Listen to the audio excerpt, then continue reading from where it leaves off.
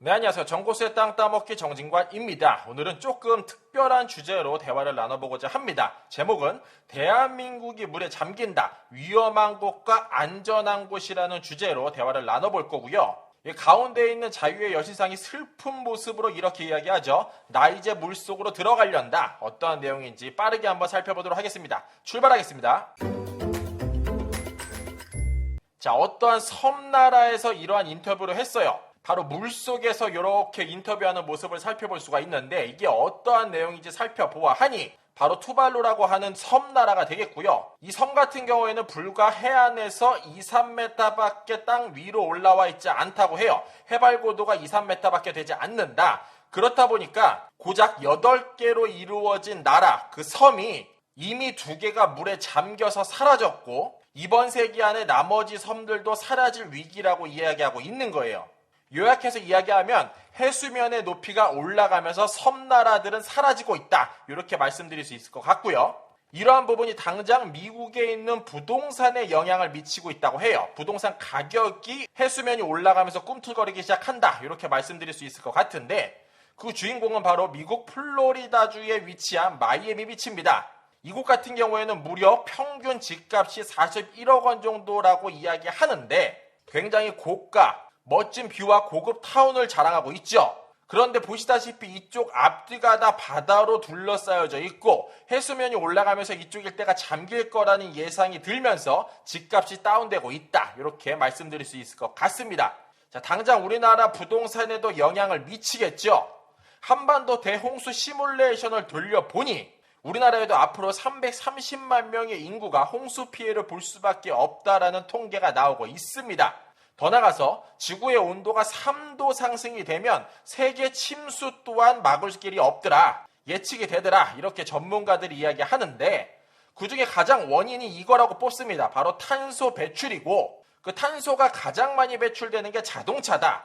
그래서 엔진 화석연료를 지금 배터리로 바꾸는 게 전 세계의 흐름이다. 아니 더 나아가서 바꿀 수밖에 없다. 그런데 아이러니하게 배터리를 만들려면 리튬이나 니켈 등 광물이 필요하고 이러한 광물을 캐려면 탄소를 더욱더 많이 배출할 수밖에 없는 게 오늘날 지구의 현실이다. 이렇게 말씀드릴 수 있을 것 같고요.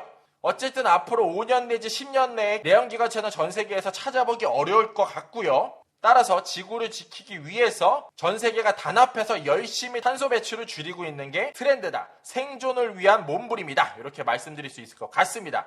그 결과 이러한 TV쇼 굉장히 많이 볼 수 있죠. 탄소 배출을 줄여 빨라지는 지구 온도 속도를 저지시켜야만 한다. 자, 클라이밋 센트럴이라는 미국의 한 조사기관이 우리나라 조사를 해봤어요. 결과 한국 2050년도에 40만 명 거주지 밀물대 잠긴다라는 뉴스를 발표를 했고요.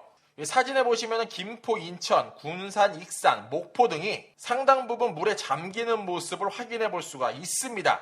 따라서 1년에 한 번 범람 피해를 보는 인구로서 2050년도에는 40만 명, 2100년도에는 64만 명이나 피해를 볼 수밖에 없다라고 이야기했고요. 이게 매우 보수적으로 계산한 결과다라는 충격적인 이슈 말씀드릴 수 있을 것 같습니다. 그러면 핵심적으로 침수되는 그 지역 어딘지 한번 말씀드려 보면요. 인천, 김포, 부산, 군산, 목포 등 해안이 인접되어 있는 도시, 더 나아가서 내륙지방 같은 경우에는 평택, 익산, 이와 더불어 인천국제공항, 김포국제공항, 싸그리 몽땅 잠기고 서울 중심 부근에는 양천구, 목동, 강서구, 마곡, 구로, 신도림 등이 잠길 예정이다.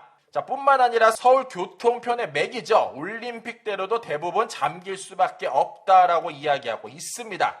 자, 잠기는 그 면적도 상당해요. 여의도의 173배 정도라고 이야기하고 있죠. 자, 그러면 앞으로 안전지역, 위험지역이 어딘지를 한눈에 좀 살펴볼 수 있을까? 해양환경공단이란 곳에 들어가서 해수면 시뮬레이터라고 검색을 해보시면 조금 더 쉽게 할 수 있고요. 이 중에서도 요 극한 시나리오라고 하는 부분을 클릭해서 보면은 이렇게 어디가 어떻게 얼마나 잠길지를 살펴볼 수가 있어요. 물론 극한 시나리오이기 때문에 이런 일이 벌어지기는 매우 희박할 수도 있지만 오늘과 같이 지구의 온난화가 점점점 가속화되고 빙하가 녹기 시작을 하면 이러한 모습도 실제로 벌어질 수도 있다 말씀드릴 수 있을 것 같습니다. 자, 오늘날 대부분의 신도시가 전답, 즉 농지를 풀어서 개발을 하죠. 그런데 이러한 흐름으로 흘러간다면은 오히려 임야를 풀어서 개발하는 게 조금 더 효과적이고 안전하지 않을까, 이렇게 생각을 해볼 수도 있을 것 같고요.